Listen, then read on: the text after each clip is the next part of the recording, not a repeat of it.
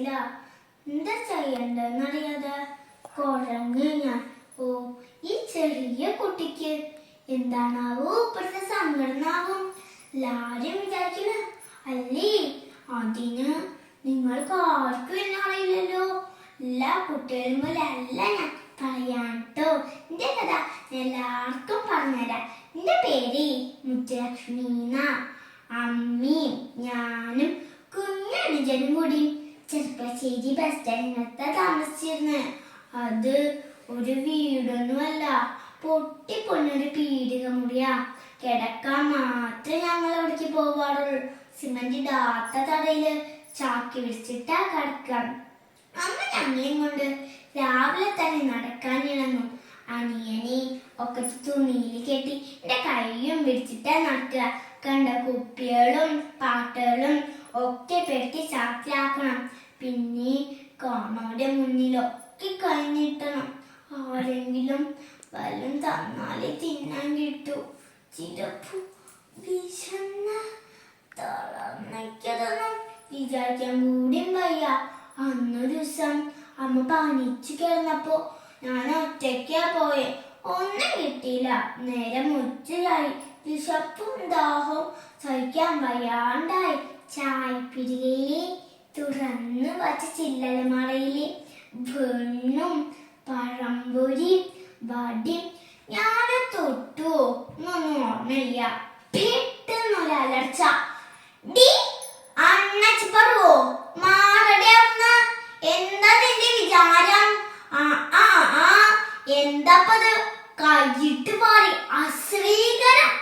ഇവരെ കണ്ടാ തന്നെ കുളിക്കണം. പിന്നെ പിന്നെ കൈവീശൊരൊറ്റടി. ഓർമ്മ വന്നപ്പോ ഞാൻ മുരുകൻ പാപ്പന്റെ വീട്ടിലായിരുന്നു. പാപ്പയ്യ എന്നെ എടുത്തോണ്ട് പോന്നേ. എന്നോട് അല്പെങ്കിലും സ്നേഹം കാണിച്ചിട്ടുള്ളത് ഈ മുരുകൻ പാപ്പയ്യ മിഠായി പഴംപൊരി തന്നിട്ടുണ്ട്. ഞങ്ങളെ പോലെ ഇവിടെ വന്ന് താമസിക്കണോലെ അത്രയുള്ളു ബന്ധം. എന്റെ അമ്മയ്ക്കാണെങ്കിൽ എപ്പോഴും ദേഷ്യ. തൊട്ടേനും പിടിച്ചേനും മടിക്കും തോണ്ടിരിക്കും.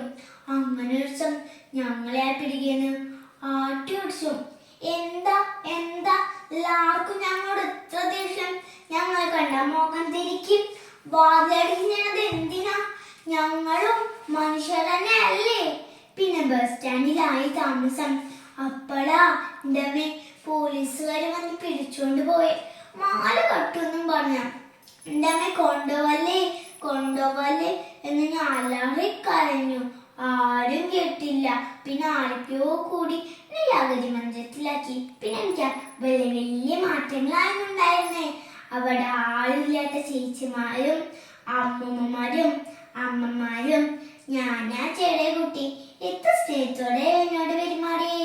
എന്നെ കുളിപ്പിച്ച, പുതിയ ഉടുപ്പിടിച്ച, മുടി കെട്ടിത്തന്ന അവിടുത്തെ ആയ്മ പറഞ്ഞത് എപ്പോഴും ഓർമ്മ വരും.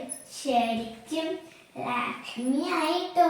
പക്ഷെ ഞാൻ നിന്നെ മുത്തേന്ന് വിളിക്കാം. എന്നിട്ട് വിളിക്കും ചെയ്തു. ഒരാളല്ല, എല്ലാവരും മുത്തേന്ന് സ്നേഹത്തോടെ.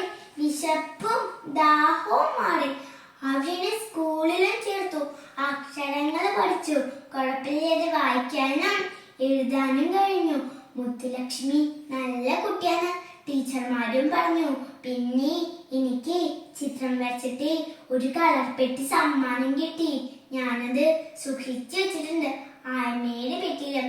സ്കൂൾ വിട്ട് വന്ന് കഴിഞ്ഞാൽ എന്നെ സ്വീകരിക്കാൻ എത്ര ആൾക്കാരാ എന്റെ ബാഗ് വാങ്ങി കൂട്ടിക്കൊണ്ടു പോയി. കാപ്പിയും പലഹാരവും കഥകൾ ചോദിച്ചും പറഞ്ഞും ചിരിപ്പിച്ചും അങ്ങനെ 2 കൊല്ലായി വിട. അന്നൊരു ദിവസം ഞാൻ സ്കൂൾ വിട്ട് വന്നപ്പോ ആരും ഒന്നും മിണ്ടിയില്ല. എല്ലാരും മുഖം വല്ലാണ്ടിരിക്കണു. ചോദിച്ചപ്പോ ആരും ഒന്നും പറഞ്ഞതുമില്ല. പിന്നെ കിടക്കാൻ നേരത്ത് ആയം എന്നോട് ചോദിച്ചു, മുത്തേ നിനക്ക് ഏറ്റവും കൂടുതൽ ഇഷ്ടമുള്ളത് എന്താണ്?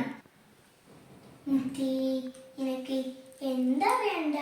എനിക്ക് അങ്ങനെ ഇഷ്ടം ഒന്നും വേണ്ടെന്ന് പറഞ്ഞിട്ടും ആയ്മ സമ്മതിച്ചില്ല. അങ്ങനെ ഞാൻ പട്ടുപാവാടാന്ന് പറഞ്ഞ് 2 ദിവസത്തിനുള്ളിൽ തയ്ച്ച് കിട്ടുകയും ചെയ്തു. നീലയിൽ വെള്ളി കസവുള്ള പട്ടുപാവാട. ആ പട്ടുപ്പാവാട ഇടിച്ച് എന്നെ ഒരുക്കി തന്ന എല്ലാവരും എന്നെ കെട്ടിപ്പിടിച്ച് കരയാൻ തുടങ്ങി. എന്തുണ്ടായേ?